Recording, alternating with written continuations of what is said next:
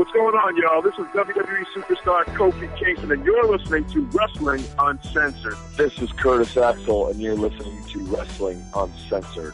This is Rob Van Dam. You're listening to Wrestling Uncensored. Yeah. Welcome to Wrestling Uncensored. I'm Dave Simon. He's Johnny North. We're here on TSN 690 as we are every Saturday night talking professional wrestling. And we've got WWE TLC coming up in 1 week's time. The final event, the final big pay-per-view of the year for the WWE. And it's shaping up. We finally got our first tables match finally. Confirmed. Yeah, that is confirmed. And it's going to be Canada's own, the Heart's only wrestler in the WWE, the only Heart left standing in the WWE, Natalya, Natty Neidhart, taking on Ruby Riott in a tables match. Why is this a tables match? Because of what happened this week on Raw. When the Riott squad, they jumped Ronda and Natty. Oh, yeah. And they put Natty through a table. I see. So now Natty will get her shot at revenge in her ongoing feud with Ruby Riott. That one of the many matches made official this week. It is a 10-match card as it stands. Is this it? Will we have more than 10 matches on one show? Seems like a lot. Maybe another match for the pre-show. That's about it. I mean, these pay-per-views go 4 hour plus now, right? So why not? I guess with a 7 p.m. start, goes till about 11 p.m., right? They could pull it off. I felt like the women's pay-per-view ended kind of early, if I'm not mistaken. So yeah, it was a shorter card. I don't know if they're going to add more to this. It is a pretty stacked card as it stands, and there'll probably be some promo time during the card as well. People talking, saying different things to each other, mean things, as the wrestlers tend to do. What else do we have made official this week from the WWE? Finn Balor versus Drew McIntyre, one-on-one. Elias and Bobby Lashley. Not great. How about The Bar, The New Day, and the Usos in a triple threat match for the WWE Tag Team titles? I like that. I thought the triple threat match was pretty good this week on SmackDown. So yeah, Xavier Woods, Kofi Kingston, or Xavier Woods, Cesaro, and Jey Uso. Uso getting the win. I thought it was probably the best wrestling match on SmackDown this week. Probably the best wrestling match of the week, I think. Yeah, Raw or SmackDown, right? Very good stuff. Xavier Woods is a guy who seems to be getting better and better. He's just a really solid professional wrestler. There was a time when Kofi was like far and above the best guy at a New Day. Big E definitely was a force, but Woods was kind of maybe lagging behind in the minds of some wrestling fans because he didn't have the experience. But as time has gone on, he's really developed a great roster of moves, and he's incredibly athletic. He can do some really cool stuff in the ring. He's very entertaining. He had a great sequence with Jey Uso at the beginning of the match there on SmackDown. He is a very, very good wrestler. Yeah, without question. It just goes to show you what seasoning can do for you. Give a guy a couple of years, working with guys like Cesaro, like the Usos. And Kofi Kingston, who is a brilliant wrestler, one of the best in WWE, who should be a world champion. I imagine you get better. You get better or you're going to get fired. So I think Xavier's on the positive end right now. Well, that's not necessarily true. Has Baron Corbin improved? Again, could he cut a promo like this before? I don't think so. Maybe not. Maybe not. So he has improved. I guess. Maybe you're right. Maybe everyone's improving, John, and we're just not giving them enough credit for it. Not Rhino. Rhino's gone. Is Rhino gone? That was something that happened on Raw this week. There's a lot I want to get to here on the program, including Daniel Bryan's promo on SmackDown. Some people loved it. Some people hated it. And we'll get to that. I know Johnny North feels a certain way about it, and maybe I don't. So Thumbs down. Johnny North doesn't like it, and I liked it. We're going to get to that in a little bit. But yeah, while we're at it, that Rhino Heath Slater deal, what was that? Baron Corbin is, the general manager elect of Monday Night Raw, and he told Slater and Rhino that there is only room on the Raw roster for one of them, so they must wrestle. Slater won, so now Rhino is off the Raw roster. And then Corbin told Slater that he's got room for him, but maybe only as a referee. Which, what? What does this mean? Why are we focusing on this? What is this? Is Heath Slater becoming a referee now? Or is just this an angle for Heath Slater because they're trying to do a TV angle with him? Because, he's there, so why not use him? And is Rhino actually gone? Or is he just going to go to the Performance Center and start training people? I feel like he's done as a full-time competitor on Raw. I mean, you could see him retiring at this point in his career. But Slater, you figure he's going to keep wrestling. There's no way he's going to become a referee. Because the referees, they don't want them to be recognized too much, And if everybody knows he's Heath Slater, the ex-wrestler, he has all this history in WWE, he's got kids and so on, the focus is always going to be on the referee, which is WWE doesn't want. So this whole referee thing is not real. It's some sort of angle with Heath Slater. So they seem to be focusing on him as a wrestler in a renewed way because maybe he's not a tag team wrestler anymore because Rhino's going away to do something. This was a way to kind of write off Rhino and maybe try and push Slater in some sort of singles role. If you think about it, look at 3MB on Monday Night Raw this week. They are both, 3MB was a group that Heath Slater was the leader of, the three-man band. And his bandmates were Jinder Mahal and Drew McIntyre. Drew McIntyre, it was, Drew McIntyre Appreciation Night on Monday Night Raw for some reason. Baron Corbin awarding him the Raw Gold Medal of Excellence. Is that what it was? It was, yeah. My recall for this is pretty impressive. The fact that I remember the name of that stupid thing impresses me. But nevertheless, Slater is really the odd man out. Jinder Mahal is a former WWE champion. He's having big matches on Raw. Drew McIntyre is super jacked and main eventing Raw and really the top heel on the show right now. I know Baron Corbin is the one who has the match coming up at TLC against Braun Strowman, who is, I guess you'd say, the top babyface. Yeah. But Drew McIntyre really is getting a hell of a push. Jinder Mahal is not doing so bad. Maybe they're going to do something with Slater because they figure, all right, well, the rest of 3MB, it's an angle that could work for a short period or a long period, depending on how hard they want to push it. But, he's got the in. He could make that statement. He could cut that promo, talking about Jinder, talking about McIntyre. Well, as we've seen with other groups that break up and come back together, like the Shield, they can always go back to that if they need to. But at this point, do they really need to? They just broke up, finally, McIntyre and Ziggler. Now Ziggler's a face. Mm-hmm. So now it seems like they want to put McIntyre by himself. And with Slater, it feels like they want to keep him around. They want him to use him. Like you said, like the referee thing, it just seems like it's an angle. It just keeps him on TV.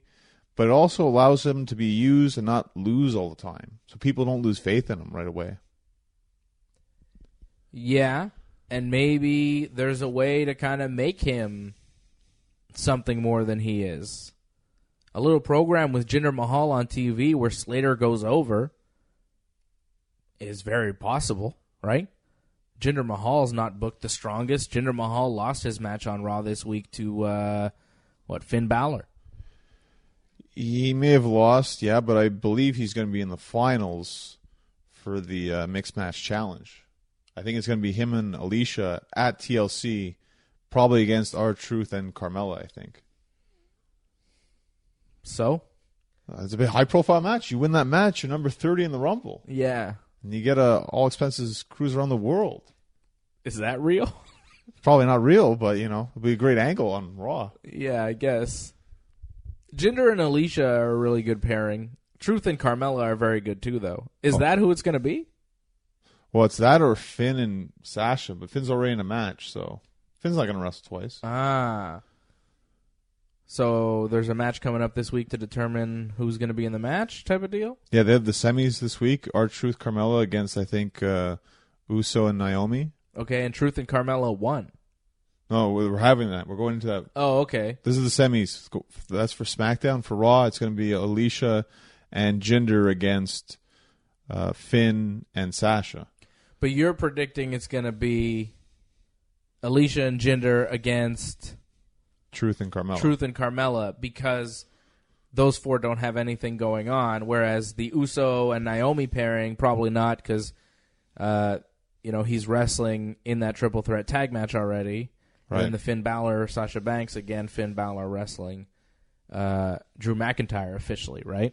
That does make sense. So the mixed match challenge would be, you're predicting it's going to be Jinder and Alicia versus Truth and Carmella. That match taking place at TLC.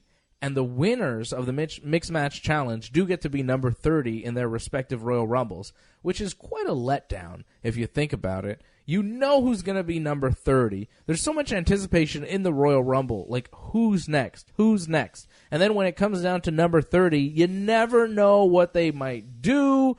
It could be a huge surprise. And now we know who it's going to be. And not only do we know who it's going to be, we know that it's going to be somebody that is not going to win the Rumble and we don't really care about. It's going to be either Jinder Mahal or R-Truth. Like, don't tell me either of those guys are going to win the Royal Rumble, and don't tell me anybody's going to care when they come out as the 30th entrant. That's a letdown.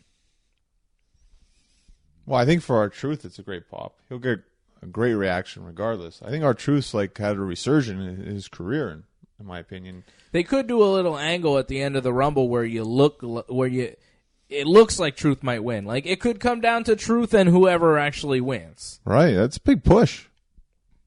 But he won't win. No, but it's still, just to be in that situation, it's a lot like Santino Marella. He was in the final two one time. With Del Rio. Yeah, and that was huge. Yeah, it did seem like Santino was maybe going to win. Would have been crazy. Just to have a moment like that. I mean, Truth's not doing much besides the 7-second pose thing. So give him something. Yeah. If anybody's going to win the mixed match challenge, I would prefer it be Truth. I mean, Jinder comes out number 30 in the Rumble. Crickets. Yeah, that would suck, but he is a former WWE champion. You want to give him some sort of prestige, no? No. Okay, fine. No. Jinder's getting de-pushed. Sheamus is a former WWE champion. He's a lot of guys are former WWE champion. Miz is former WWE champion. Dean Ambrose is former WWE champion. Like, come on. Dean Ambrose still in a high-profile feud? He is. And when we said Braun Strowman top babyface on Raw, Drew McIntyre top heel on Raw, I don't know if that's necessarily so. Is Seth Rollins the top babyface on Raw? It's interesting what's happening on that program because you have two major angles going at the same time. You have the Seth Rollins, Dean Ambrose thing, which is given maybe a little less time, but nearly as much time as the Drew McIntyre, Baron Corbin group with Bobby Lashley against the Elias, Finn Balor, and the absent Braun Strowman. Right? That is kind of the major angle of Raw. Now we have Dolph Ziggler thrown into the mix. That's kind of the main thing. But Seth and Dean, they're apart, but they're just as important on the show right now. So you could argue that Braun Strowman's the top babyface on Raw, but you could also make the argument that it's Seth Rollins. It feels like they're grooming Seth to be the next guy after Braun for Brock. Yeah. It definitely seems like that. It also feels like Dean Ambrose could be the top heel, depending how this angle goes with Seth. He might become the Intercontinental Champion. I wouldn't be surprised. I mean, they changed his music. he's kind of got this new look now with the gas mask, so who knows? So Dean Ambrose comes to the ring this week on Monday Night Raw, surrounded by gas mask-wearing people. Ambrose was also wearing a gas mask. Ambrose says the people have weak characters, just like Seth Rollins. He says this under a gas mask, so he's like all muffled. And the people are like, what? We can't hear you. It's really bad. It doesn't come off well. It was a not great promo. Ambrose talks about winning the Intercontinental Championship at TLC. He takes his mask off, by the way. He took the mask off to say that because he realized it wasn't working. Right. Seth Rollins then shows up, attacks some of the gas mask people, which, like, what do they do other than just stand there with Dean Ambrose? But Seth is out for blood, so he doesn't care. He doesn't care. He's Seth Rollins. He's the architect. He's going to burn it all down. That's it. So Rollins and Ambrose brawl a little bit around ringside and then into the crowd, but then Ambrose takes control. He beats up Rollins and leaves him laying. Predictable. And that was it. So here's the babyface Seth Rollins trying to get his revenge. He doesn't get it. The heel Dean Ambrose just beats him up. It's not like the gas mask people attacked Seth after that he attacked them. He just kind of beat them up, went on to Ambrose, started beating Ambrose up. Ambrose reversed it, beat up Seth, took control, and left him laying. Well, he hit him with the mask, right? That's how he got the turnaround. Oh, okay. So he used a foreign object in a brawl where, Seth should have been using a foreign object too.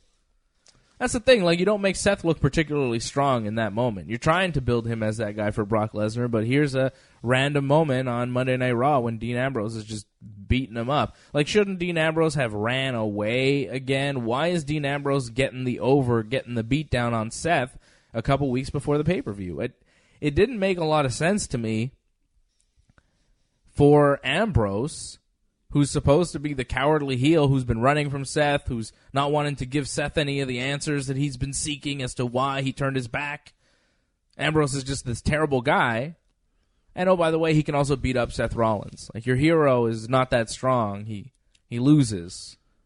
I mean, maybe he'll win the match.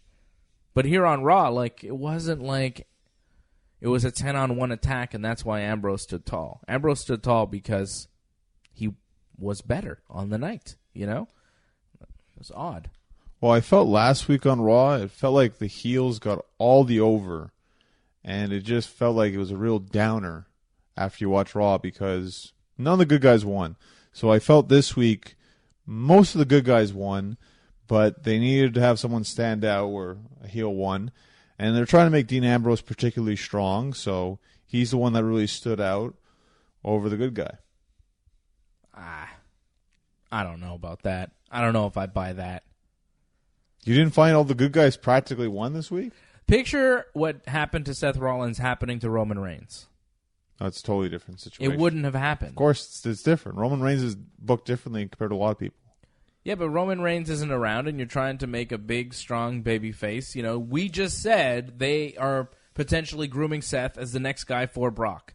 After Brock beats Braun at the Royal Rumble, right? Seth will probably face Brock at WrestleMania.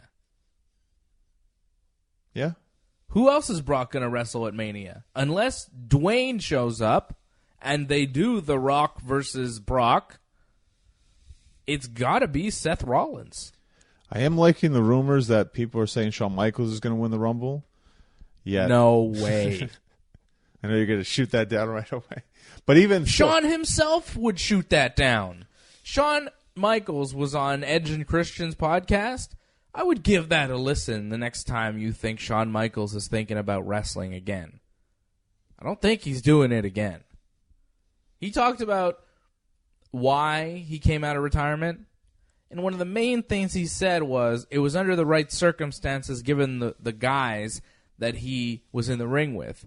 He said, Triple H, he's a little bit older, and Undertaker and Kane, and he said, I know I'm going to be faster than the 300-pounders. I hope. Right?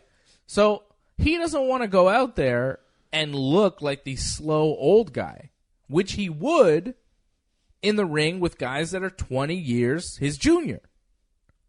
So to go into the Rumble, to go and main event WrestleMania, like, that's ludicrous. And what, Shawn Michaels is going to face Brock Lesnar at WrestleMania? And he's going to get murdered by Brock Lesnar at WrestleMania? Like, what is this rumor you're talking about, John? It's ridiculous. I feel like he would face the WWE champion. That would make more sense. So Daniel Bryan? Well, of course, right? Like, you'd want to see that. I mean, the match would be good. And I'm not saying I wouldn't be interested, because I know Bryan is such a good wrestler that he could pull it out and have a great match with Shawn, but come on, man. If you think I don't think Shawn Michaels should be wrestling anymore. He's good. He's good. He had a good career, and, there's a possibility that it's not that good. I'm just thinking best match you could possibly have at WrestleMania. Honestly, Daniel Bryan, Shawn Michaels, that's up there right there. It would be pretty awesome. Because, you know what? There is no possibility that it won't be good. It would be good 100% no matter what, because Daniel Bryan is the best wrestler in the world. He's one of the greatest ever, and he's in his prime, and he could carry Shawn Michaels to a great match. He could carry anybody to a great match. He's Daniel Bryan. He carried Big Cass to good matches, so he could do it. He could do it, but it shouldn't be done. Just because you could do it doesn't mean you should do it.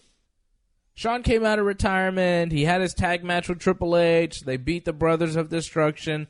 Let it go. He didn't look great. He didn't look like he used to. I mean, he looked all right for a 53-year-old guy, but he didn't look like the Heartbreak Kid Shawn Michaels. He didn't look like the showstopper. He didn't look like the main event.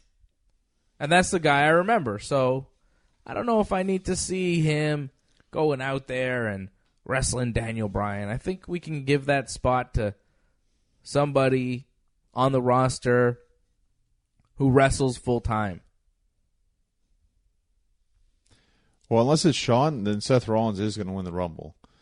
And then you have to find another reason for Seth Rollins to go on to face Brock, but he's definitely facing Brock, Seth Rollins. There's no one else on Raw. Do you want to see Shawn Michaels win the Royal Rumble? Honestly, I wouldn't mind it. I think, honestly, it would be the best case scenario. It would be pretty crazy, but it's just so ridiculous. Yeah, but ridiculous actually is what sells.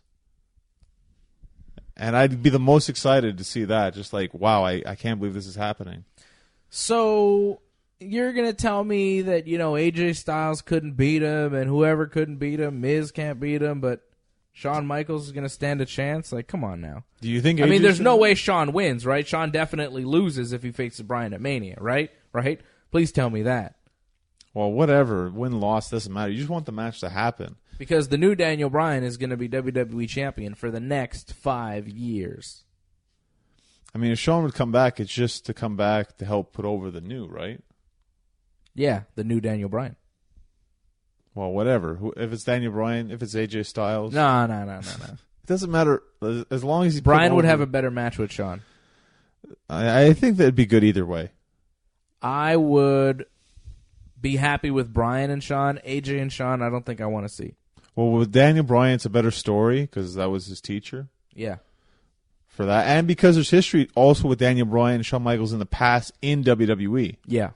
Unfinished business. So that writes itself. So that's why it's easier than AJ Styles. But match-wise, you don't lose either way. I don't think Shawn Michaels has to win the Royal Rumble to get that match, though. It's more just like shock. Shawn's in the Rumble, like, why is he in the Rumble? I think they should give it to Seth, though, because the Rumble is like a big accomplishment. The Rumble is like a thing that you put on your career. Like, I won a Royal Rumble. It's a big deal. Seth hasn't won one. Right. He should win it. Like, if anybody, because if he is going to face Brock at Mania, that's the Raw title. Mm-hmm. So have Seth win the Rumble. Have Daniel Bryan come out on SmackDown and say, I beat AJ, I beat this guy, I beat that guy, I'm champion. There's nobody to face me at WrestleMania. And then you hear, doo, doo, doo, doo, Shawn Michaels, And then, boom, here's Shawn Michaels. And he challenges Daniel Bryan. He says, I'm a teacher in NXT, and I teach my students not to be like you, Daniel Bryan. I taught you better than this. I was your wrestling teacher back in 2001, and look at you now. You're a disgrace. And then Daniel Bryan can say, oh, well, remember this and remember that when you attacked me with Triple H and all that business there, and off we go. Shawn Michaels, Daniel Bryan at WrestleMania. You could easily do that without having Shawn win the Royal Rumble. And at this point, he's got so many accolades in his career. He's in the Hall of Fame already, and you're trying to build the future a little bit, right? You gotta give him a break. So Seth Rollins is one of these guys you're trying to build as one of your next guys. He should be the one to win the Royal Rumble. He should be. It's only right. It just feels like it's kind of predictable, and that would throw the monkey wrench in it a bit with Shawn. You wouldn't see that one coming, kind of thing. I would disagree with it. Nevertheless, Seth Rollins, Brock Lesnar, WrestleMania, is that what we're going with? Because that's not like a mega match. You talk about Daniel Bryan, Shawn Michaels, that's blockbuster match. Seth Rollins, Brock Lesnar, I don't know if that's doing it for everybody. I don't know if that's a huge matchup. On Raw, I can't think of a bigger match. Well, that's the thing. We thought we were going into WrestleMania, though, with maybe Roman Reigns against The Rock. Right. So why not do The Rock against Brock Lesnar? Because it's a different kind of match. It's harder for The Rock to wrestle Brock. And I don't think The Rock wants to do something like that where he puts his movie career in jeopardy because Brock's careless. Nothing bigger. WrestleMania 35 in New York, the home of WWE. You want to do the biggest match possible. Nothing bigger than Brock Lesnar versus The Rock. They are the two only household names that the WWE has right now. If you want The Rock to come back and win the Rumble, that's cool too. That's a nice, still shock and awe kind of moment. It's cool, but it kind of sucks for Seth because Seth's going down that path right now. And if he does... Is he, though? He's getting beat up by Dean Ambrose.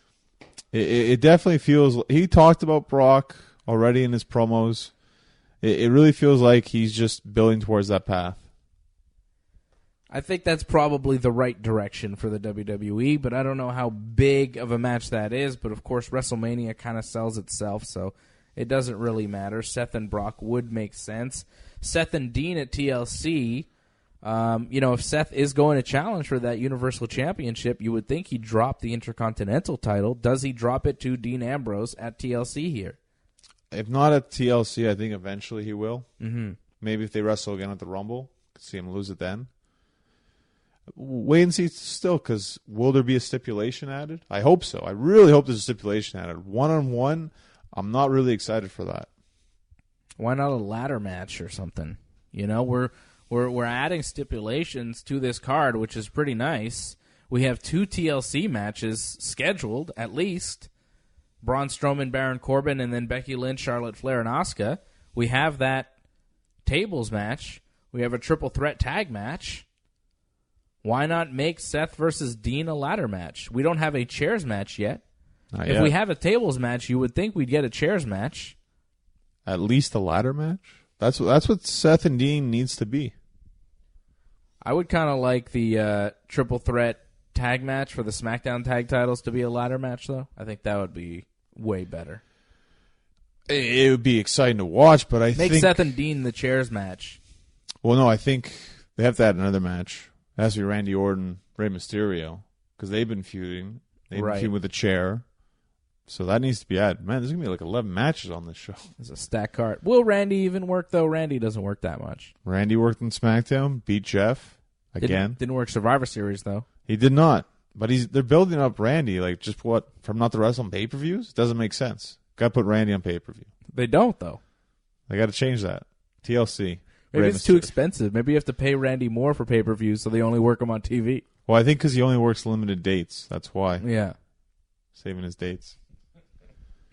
Oh, Randy. I wonder if he will wrestle at TLC. You think him and Rey Mysterio are going to wrestle? Randy took Rey out last week and the week before. Rey didn't show up this week when Randy Orton beat Jeff Hardy, hit Jeff with the RKO, did get quite a bit of a distraction there from Samoa Joe. See Randy, who was all laid out on the announce table, Jeff going on the top rope, about to hit a swanton, which would have been crazy, but of course Samoa Joe shows up on the Tron, and he's like, hey, I'm at a bar, Jeff Hardy. You know about bars, don't you? Because you have had an alcohol problem.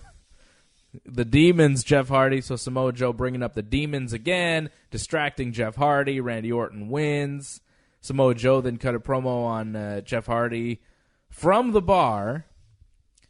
Did kind of like a mock PSA about drinking responsibly, aimed at Jeff Hardy. It was all right, actually, from Samoa Joe. It was a decent promo. Well, that's another thing. Like, is this another match? Samoa Joe versus Jeff Hardy? Yeah. Whoa. 12-match card. I feel like this might not get out of TLC. Maybe we'll have another segment or something, but wow, 12 matches? It's a little too much. I think Joe versus Jeff Hardy is more likely than Rey Mysterio versus Randy Orton for TLC. Like, if one of those two matches are going to happen, I think it's going to be Joe and Jeff because they wrestle more often. They're actual, full-time wrestlers, whereas Randy and Rey, a little bit less. I feel with Jeff, you shouldn't use him that much. But they love to use him. They do, though. Yeah, that's the problem. Jeff, what are you gonna do, man? He lives for the moment. All right, he loves moments so much. He lives for them. So we can make this like a WrestleMania card. We're gonna have like the Miz and Shane. Like there's gonna be like 13 matches. No, they're not gonna do that yet. I think they're waiting for WrestleMania to do that. That's ridiculous. But that was a great segment, though. I really enjoyed the Miz and Shane segment backstage, where the Miz is like, "Oh, we're partners." No, we're not partners. You owe me. I don't owe you anything. That was great. Yeah, Miz trying to be Shane McMahon's tag partner, and Shane's not having it. It's odd. Well, it feels like maybe they'll have a match for the World Cup, because maybe Miz will say, like, that's part mine. Yeah. I could see that. But Miz is kind of the babyface in that instance with Shane McMahon, right? Like, he's kind of funny. He's playing up his, Yeah. And then when he's in the ring, all of a sudden everything changes. The Miz, he hosts Miz TV. R-Truth and Carmella interrupt him for a dance break. Miz doesn't like it, even though everybody loves R-Truth Carmella dance break, but Miz doesn't, right? Daniel Bryan shows up, and Miz is like, well, you're finally a winner because you listened to me. Right. All the things I was saying, Daniel Bryan, it's because of me. You cheated to win. I mean, he's kind of playing up his heel persona there. And then we could get into the Daniel Bryan thing, but we got to take a short pause here. So we're going to get into Daniel Bryan, his talk about plastic water bottles and Alexander Hamilton, and all sorts of crazy things you've never heard before in a wrestling promo. When we come back here, it is Wrestling Uncensored on TSN 690.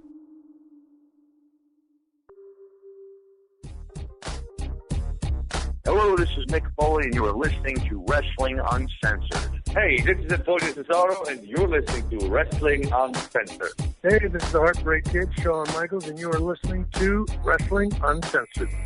Aw, yeah. Welcome to Wrestling Uncensored. I'm Dave Simon. He's Johnny North. WrestlingUncensored.net is a website. Here on TSN 690 every Saturday night. Check out our YouTube channel, youtube.com/ringsidereport.net. youtube.com/ringsidereport, DOTNET. Every episode of Dave and Johnny Live is live on our YouTube channel.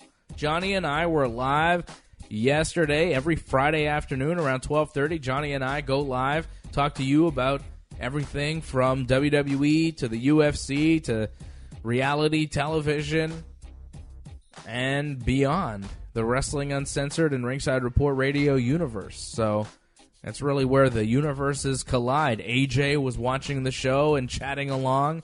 AJ, of course, from Ringside Report Radio.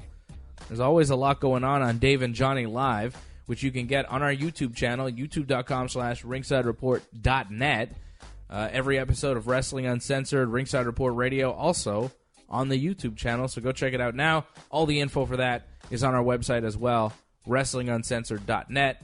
Follow us on Twitter. Follow me at Dave Simon MMA on Twitter and Instagram at Dave Simon MMA. Follow Johnny North at North Genesis on Twitter and Genesis Johnny North on the gram. Yeah, this week's Dave and Johnny, we learned a lot more about AJ. We learn more every week about him.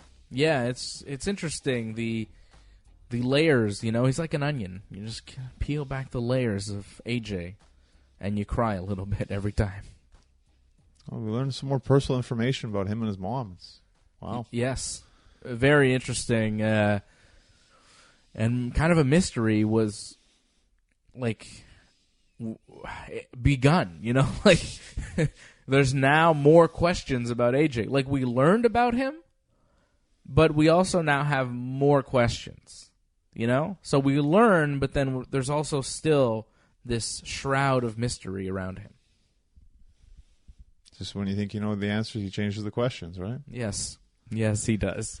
Just like Daniel Bryan. Just when you think you know Daniel Bryan, here comes the new Daniel Bryan in your face to tell you what you're doing wrong. And it reminds me of the old Daniel Bryan. The old heel Daniel Bryan. This was kind of a persona that he did, I guess, 5-6 years ago in the WWE. And he seems to be bringing it back now. Daniel Bryan's on Miz TV. Miz saying Bryan is a winner now because he listened to him. Bryan says, I stopped listening to the people. It wasn't that I listened to you, it's that I stopped listening to these people. And he says, I know that, Miz, you are not at the same level of intellect that I am, so I have to read books, and I learn from books because nobody around me is smart enough to understand what I'm saying. He says people like Alexander Hamilton understand because Alexander Hamilton says giving power to the mindless masses is dangerous for the individual as well as the society, which I liked. I thought that was a great quote from Daniel Bryan, and it's something that I don't know if you've ever heard a professional wrestler talk about in a wrestling promo. He's breaking new ground. It is a new type of character. It is authentically Daniel Bryan and who Daniel Bryan is.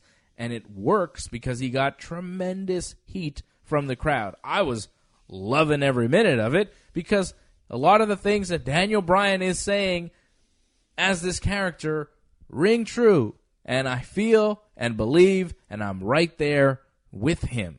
Daniel Bryan continues saying, what did I do that was so wrong? I kicked one man in the groin one time and became WWE champion. You people using your plastic water bottles and consuming factory farm meat that creates methane gas that causes irreparable damage to the climate. You people are the real offenders. And that stuff from Daniel Bryan, he's so passionate about it, and he believes it, and he believes in it very strongly, and he lives that life. And I respect him for it. And I like that. And I try to be as good to the environment as possible. Do I eat factory farm meat? Yes, I do. Do I feel bad about it? Yeah, I do a little bit. All right? I understand. But what are you going to do? It's hard to get farm fresh meat in the city. Okay? We don't have Whole Foods here in Montreal, so it's a little bit different eating for me than it is for Daniel Bryan, right? It's a little bit different. It's a little bit harder, but he's I don't use plastic water bottles. I have reusable, I recycle. And Daniel Bryan was on this program several years ago when he was talking about recycling and getting heat for it. And I interviewed him and I talked about that with him. I said, I thought it was kind of funny that, you said you recycle, you're better than these people because you recycle and then they boo you. And I'm like, well, I recycle too. That doesn't seem like a bad thing. Doesn't everybody recycle? You have your trash, you have your recycling, you have your compost, and you put them all separate when the trash day comes, right?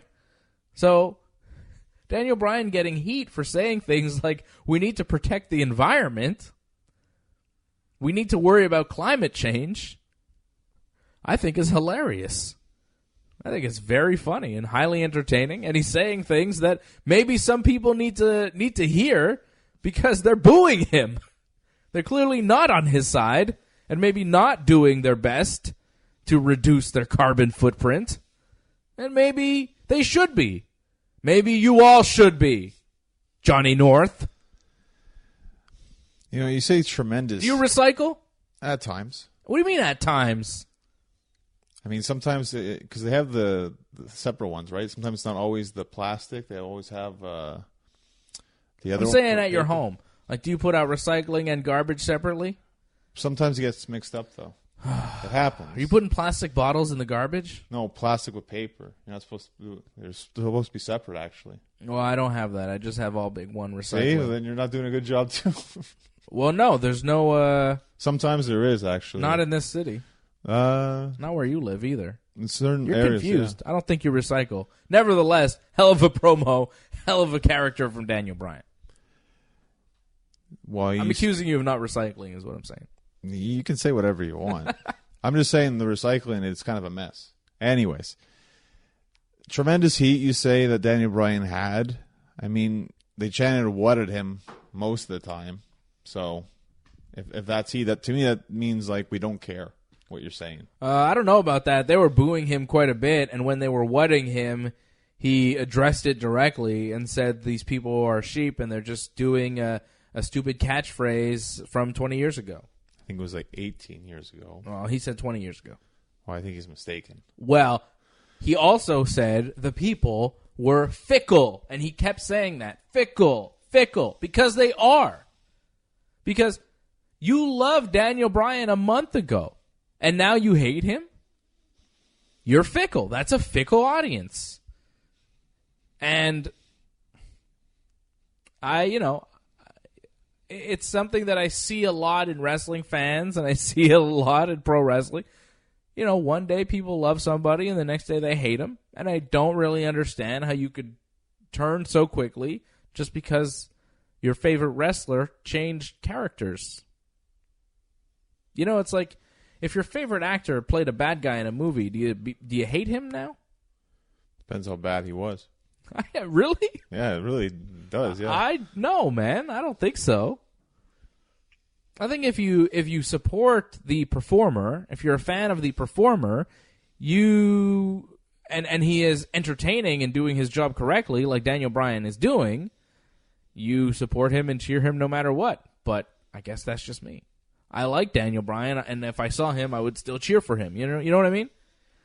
So the audience is fickle because, he was getting yes chants of people loving him and cheering for him a month ago, and now that he's changed the gimmick, it's the new Daniel Bryan. Of course, he's a heel. He's supposed to be eliciting this reaction from the audience, but, he's doing a great job, and he's pointing out certain things that happen in wrestling crowds.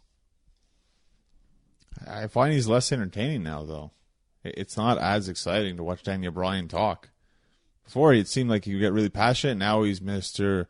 Slow talking. He was super passionate. Are you kidding me? When he was talking about methane gas that destroys the climate, he was getting mad. He was yelling and screaming. Okay? He was red in the face. He was upset. At times. But most of the time, he was like... I disagree. I like this version of Daniel Bryan better than the playing to the crowd... simple, yes, yes, yes. I mean, come on, we were complaining about Daniel Bryan. Remember Daniel Bryan when he thought that Miz had the real baby when everybody knew it wasn't a real baby, it was just a doll, but Daniel Bryan didn't care. He was going to attack Miz anyways because he was a horrible person. Like that character, but he was supposed to be a babyface that whole time. And then, of course, he gets into the ring. Miz throws the baby at Bryan. Bryan catches the baby because he thinks it's a real baby, and then is like, oh, wait, it's not a real baby? And then Miz beats him up. That happened on SmackDown 2 months ago, and we were complaining about it because it was so stupid because Daniel Bryan was supposed to be this baby face, but he was dumb enough to believe it was a real baby when we all could tell it was a doll, and just evil enough to attack Miz with a real baby that he thought he had. So that Daniel Bryan character, I'm sorry, is not as good and not as entertaining and not as authentic to the real guy, Bryan Danielson, as this current character. This guy is an element of who he is, and I would suggest it's Bryan Danielson with the volume turned all the way up. This is Daniel Bryan, and I like this guy. It's fine to have issues, but... Issues? No, he does have issues. He has problems with people not recycling. He has problems with people abusing the environment. Mm-hmm. And he's very vocal about that. Fine. As we all should. Yeah, okay. But the problem is, when you get too vocal about You it... like water, John? You like to drink water? Who doesn't? Well, be careful. I always have to be careful. There are places in this world where they do not have water. I don't trust Montreal water that much. Well, You shouldn't either. it's fine. Either way, people don't like being told that you're terrible. You're a horrible person. That's right. Nobody likes that. Nobody likes it rubbed in their face what they're doing wrong or climate change, and there's a whole group of people that don't even believe in climate change and a lot of the things that Daniel Bryan is talking about. That too. It's a very kind of left-wing attitude in the United States. All the climate change stuff has been adapted, not by everybody in the country, but only, kind of by half the country. And the other half kind of hates the idea of anything like that. They're like, burn coal and do whatever. It doesn't matter. We're fine. Climate change is a hoax and so on, right? And I'm sure there are a lot of people that listen to this program that believe that climate change isn't real and so on. And that's unfortunate. However, this Daniel Bryan gimmick is bringing up some real life issues. This is a deep, complex character that he's bringing together. And seeing it all come together for the first time, really, fully fleshed out. It's been a couple weeks that he's been this, but this is really where we got to see what this character is going to be all about. It was terrific. It's very good. I can't wait to see his next promo. Well, you say fully fleshed out. I feel like he just recycled stuff he's used in the past already, so I don't feel like this is fully fleshed out. Well, similar stuff that he used to do, but he was also doing the yes at that point. Now he's not doing the yes anymore. He says the yes movement is dead, and he ripped out the face plates from his WWE Championship. They have those little side plates that said yes on it, and he said that yes logo is done. So I'm excited to see what the new logo is. I like that he's wearing these sweaters, looking like Kurt Cobain out there. They're from the same town, Aberdeen, Washington. Well, it didn't end too well for Kurt Cobain, so hopefully Daniel Bryan doesn't go down a dark path like that. Yeah, that's correct. Well, he's made it past, I don't think it's going to happen like that. Nevertheless, but,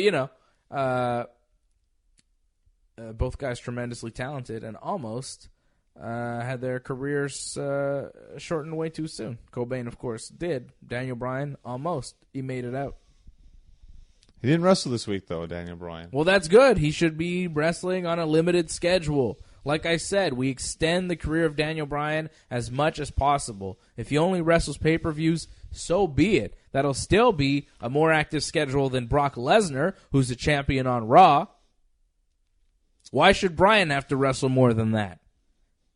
Well, they had a show in Mexico City, which AJ Styles main evented, and Daniel Bryan was not there, so then there was no WWE Championship match.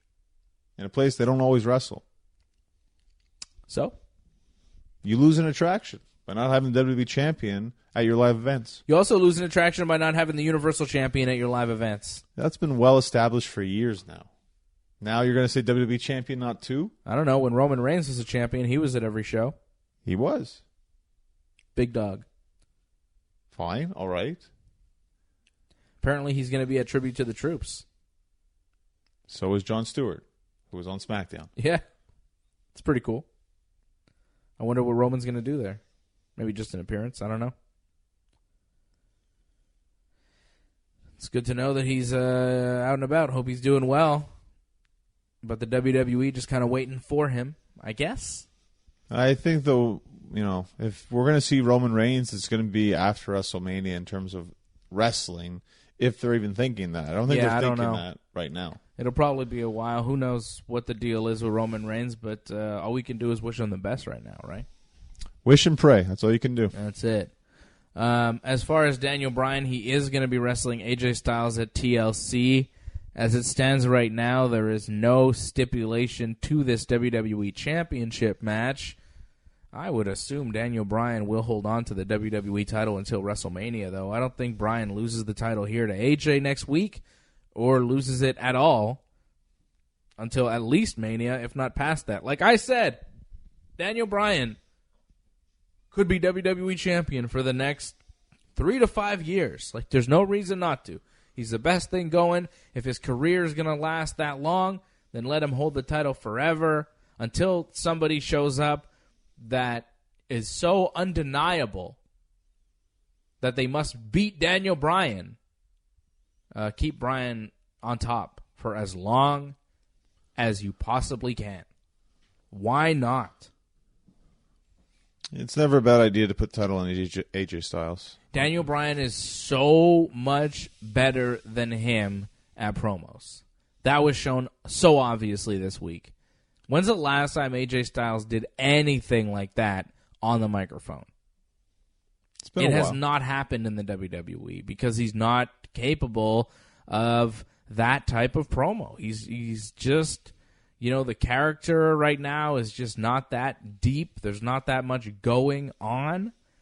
And he had the chance to really get deep and get serious with the Samoa Joe feud, and it just never felt that good. It never felt that real.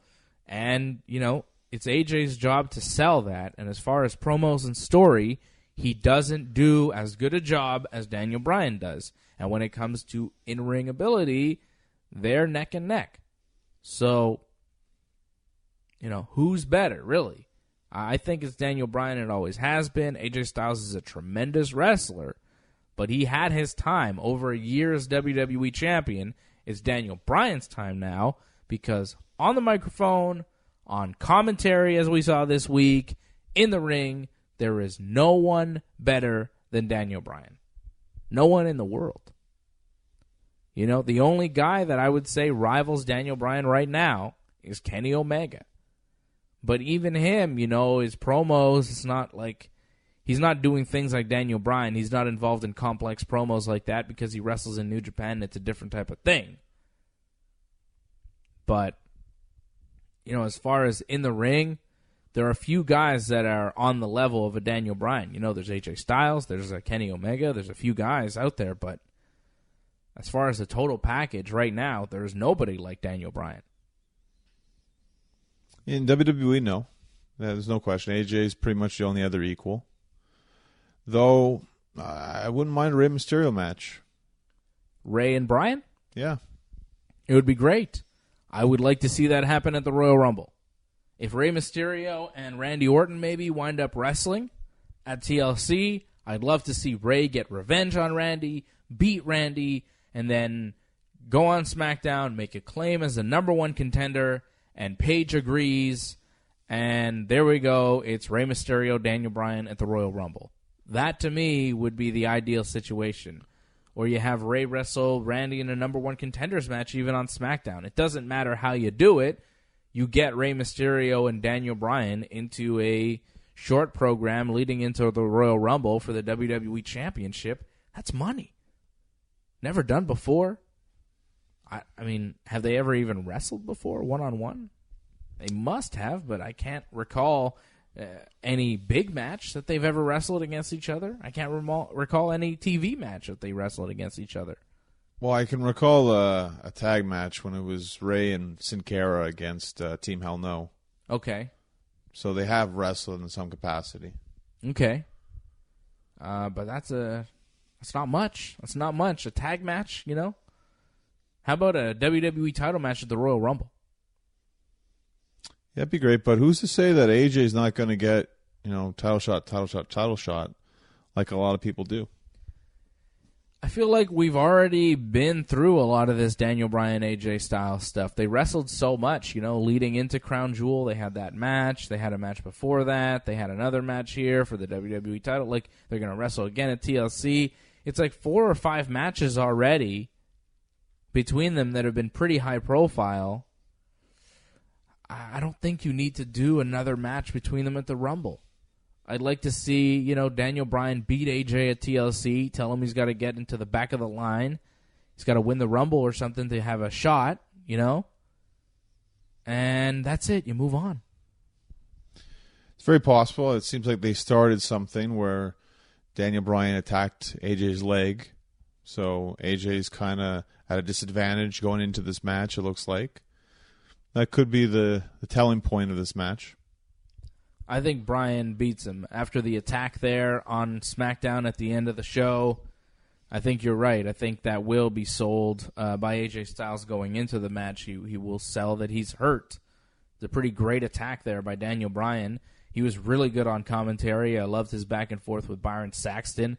Really put him in his place. I thought AJ Styles and The Miz had a decent match. AJ beating The Miz, making him tap to the calf crusher. Daniel Bryan is the man. And there is nothing you're going to say that's going to shake that, Johnny North. That's fine that you can believe that, but in terms of in the ring, I would like to see where this new character goes. Is it just going to be the same Daniel Bryan? Because that's not much of a change if he just wrestles the same style. No, I think it's going to be a different style. And I think he knows that. Come on. The guy thinks about his wrestling very, very much. This is what he does. Match with Brock wasn't much different. Oh, there were some differences there. There was more brutality. Oh, that's a Brock match. It's always brutality. No, but Bryan was more brutal. He was more vicious. He was more, when he had Brock in the yes lock and Brock was kind of fighting it, those clubs to the head of Brock Lesnar, those were mean. It's not like we haven't never seen that from him before. No, but I felt he was more vicious in that match, and we'll see a different side of him most likely when he wrestles AJ at TLC. Elsewhere on SmackDown this week, I thought the promo between Charlotte, Asuka, and Becky Lynch at the top of the show for the contract signing was pretty solid from everybody involved. It just sucks that Becky's not wrestling, and you can kind of tell that she's being left out, but yeah, she's there. She walked away before things got kind of heated. Asuka and Charlotte were like, oh, let's fight each other now. And then Mandy Rose and Sonya Deville are like, no, we're going to take you out, and then we're going to be in the match with Becky Lynch. So then a tag team match was made, and Mandy and Sonya wound up beating Asuka and Charlotte when Charlotte accidentally, or maybe not accidentally, kicked Asuka in the face while she was on the apron. It sure looked like Charlotte knew exactly what she was doing. I don't know if she's going to play it off like she didn't, or I don't know what we're supposed to believe. Are we supposed to believe that Charlotte actually didn't mean to kick Asuka, or are we supposed to believe that Charlotte meant to make it look like an accident and she really did mean to kick Asuka? I think it's the latter. I think she really did mean to kick her. I think that's what she's going to reveal, maybe. I don't know. Well, they may not, reveal it at all. Doesn't really matter because they're going to wrestle this week on SmackDown one-on-one. Right. Settle the differences. Yeah. It's going to be the rematch from WrestleMania, Asuka versus Charlotte one-on-one this week on SmackDown. Asuka did attack Charlotte after Charlotte had kicked her, which then let Sonya get the roll-up on Charlotte for the win for Sonya and Mandy. Asuka, Charlotte coming up on SmackDown. Becky Lynch apparently no more concussion issues cleared for that, but her nose may still be a problem. She had a broken nose. That's why she's not getting physically involved on SmackDown. Now, will she get physically involved this coming Tuesday? I guess we'll have to wait and see what the doctors say, but I'm really hoping that she's 100% by December 16th, next Sunday, for that TLC match. Well, that's all that really matters. I mean, if she can't be physically involved for TV, it's not the biggest loss in the world. The story's still chugging along anyways. Yeah. It does feel like she's not really a part of it. Feels like she's kind of disconnected from everything, but as long as she's there for the match, it's all that matters. Will Braun Strowman be there for his match with Baron Corbin? Baron Corbin keeps talking about beating Braun Strowman by forfeit because Strowman is injured. He had elbow surgery, and he's not going to be there for their match. So Braun Strowman's going to be the permanent general manager of Raw. But, of course, if he loses, he's no longer general manager of Raw at all. But he's expecting to win by forfeit. I'm expecting Braun Strowman to show up at TLC, destroy Baron Corbin, and by doing so, earning the title shot at Brock Lesnar, which is also one of the stipulations for this match, and then going on to the Rumble to face Brock. Yeah, that's more than likely what's going to happen. I mean, even if Braun only has one arm, he'll still beat him. Doesn't matter. That's it. He'll beat him quickly, and then he can just move on and keep the story going, right? I don't know how much of a match this will be. I could see it being under 5 minutes. Like, it's one TLC of 2 TLC matches on this show, right? Yeah. It doesn't have to be a kick-ass TLC. Asuka, Becky, and Charlotte, that's the match that should be the kick-ass TLC. Well, it should be the main event of the show. It should be. Will Ronda Rousey main event the show, though? She's wrestling Nia Jax. That's a big one. It's big, and I'm glad they gave Ronda the top spot. She started Raw. She ended Raw. That's really how it should go. Raw should revolve around Ronda Rousey. She's the top star. Yeah, there's nobody bigger on Raw than Ronda Rousey. She's Ronda Rousey. You know, I mentioned that Brock Lesnar and The Rock are the only household names that the WWE has. Check that. Ronda Rousey. She's the other one, and she's better than Brock and Rock. You know why? Because she's on Raw every week, cutting promos, wrestling tag matches. Ronda Rousey, the most famous women's fighter of all time, is a WWE Raw champion. She's there every single week, and she won her match this week in the main event of Raw, teaming with Ember Moon, beating Nia Jax and Tamina. She made Tamina tap to the armbar. The fact that Ronda Rousey's on Raw every week and Raw is still terrible is shocking. You know, like, how cool is it? You know, just step back for a second. Ronda Rousey is on Raw every week. She wrestles matches. She's just part of the crew. Ronda Rousey, Ruby Riott, you know, same deal, except not at all. Because Ronda Rousey's a gigantic star that everybody knows. And she just happens to be on Raw every week. I feel like not everybody knows that she's on Raw every week. I think if you ask the average person on the street, what's Ronda Rousey up to these days, the average person would probably say the UFC. Oh, they're really Don't you think?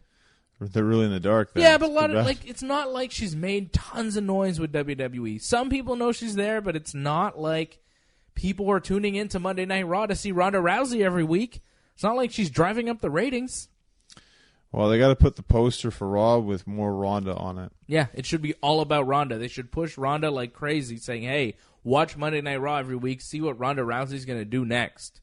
Problem is, it's not always that great. You know, it's like, yeah. Well, it was a very sloppy tag match. It wasn't great. Though I did like, apparently on a house show, she throws like a Superman punch now, so maybe that's going to add that to her repertoire. Ember Moon is fantastic. Yeah, well, I really found it was Tamina that really dragged down the match. Like, I don't know if she was ever ready for TV, but they threw her out there anyways. Well, Nia Jax needed a backup, and Tamina was the right one. Well, they were a strong tag team, right? They hadn't lost up to that point, so. Mm-hmm. Speaking of strong tag teams, the Raw Tag Team Champions, the AOP, and Drake Maverick beat Bobby Roode and Chad Gable. This was a total mess, and this is just what Raw is, right? It's just a total mess. So Bobby Roode has a match with Drake Maverick. If Bobby Roode wins, they get a title shot, a tag title shot. Him and Gable get a tag title shot against AOP. Bobby Roode's like, what's the catch? Baron Corbin's like, there is no catch. Just go out there for the match, right? And then AOP are beating up Chad Gable backstage during the match. Bobby Roode is destroying Drake Maverick because Drake Maverick is a small manager, you know? And then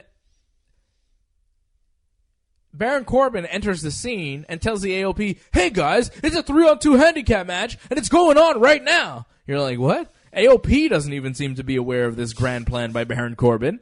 So that the Authors of Pain, or as they're now known, AOP, they don't call them Authors of Pain anymore.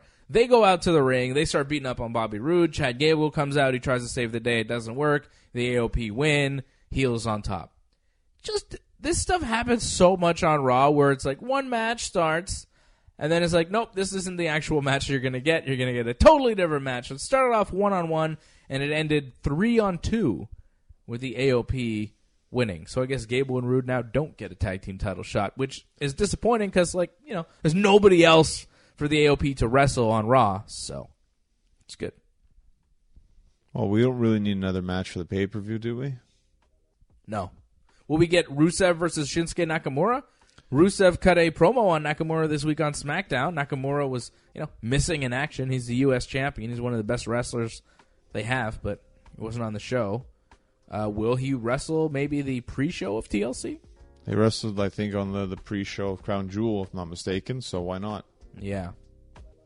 Johnny North, we're running out of time here. When's your next match? When can people see you in the ring? It's December 16th, wrestling Dom Boulanger for the NWA British Commonwealth Championship. Yeah. 4325 Industrial Boulevard. Showtime is at 2 p.m. Taking that belt home. It's a good way to end the year, I think. Follow him on Twitter at North Genesis. Follow him on Instagram at Genesis Johnny North. Follow me on Twitter and Instagram at Dave Simon MMA. RingsideReport.net is the website. WrestlingUncensored.net. It's all the same thing. YouTube.com/RingsideReport.net is the YouTube channel. Go check us out on YouTube. A big thanks to Jimmy and Marco for helping us out, and a big thanks to you for listening. We'll be back next week for more Wrestling Uncensored. For Johnny North, I am Dave Simon, and this has been Wrestling Uncensored. Yeah. Yeah.